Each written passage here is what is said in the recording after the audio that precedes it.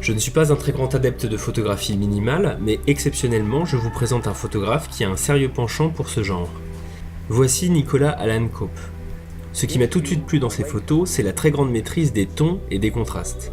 Il y a une très grande délicatesse apportée à ce sujet. Le noir et blanc est très maîtrisé.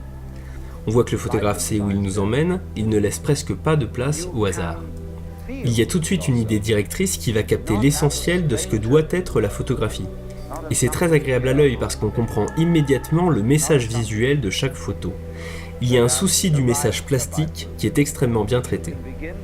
C'est vrai qu'on a affaire à de la photographie minimale, donc il y a une très grande simplicité qui est voulue sur chaque cliché.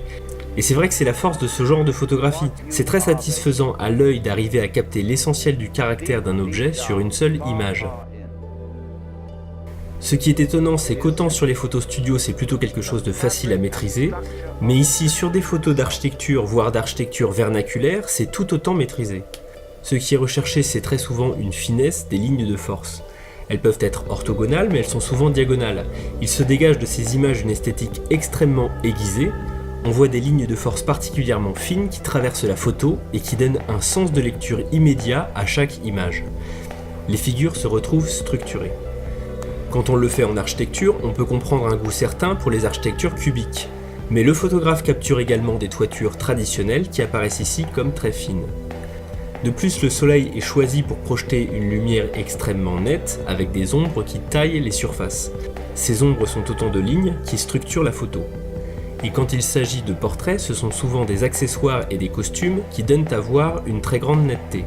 C'est toujours la recherche de la ligne simple qui est au centre de la photo. En plus de ça, à propos des architectures, le photographe porte souvent une intention particulière dessus.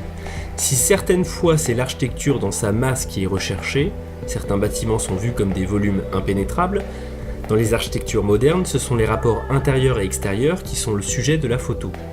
Le photographe se place là à l'extérieur de la construction et il regarde à travers l'intérieur jusque l'autre côté. Donc il y a une transparence de l'architecture qui est visée, et cette transparence, on la retrouve aussi dans les photos studio. Le sujet des costumes et des tenues que le modèle porte, c'est la transparence, ou alors différents degrés d'opacité à travers lesquels on peut voir. Enfin, ce qui me plaît énormément dans toutes ces photos, c'est qu'elles gagnent en force à être mélangées. Bien sûr, elles sont extrêmement cohérentes dans leur esthétique, mais en les mélangeant, la recherche de finesse au cœur du travail du photographe apparaît clairement. Si on ne rassemblait que des photos d'architecture d'un côté et que des photos studio de l'autre, on ne comprendrait pas forcément le message structurel et plastique qui est recherché. Par contre, quand on les mélange toutes, tout devient limpide. Il n'y a plus d'ambiguïté possible dès lors qu'on appréhende toutes ces photos comme l'ensemble cohérent de l'œuvre d'un photographe.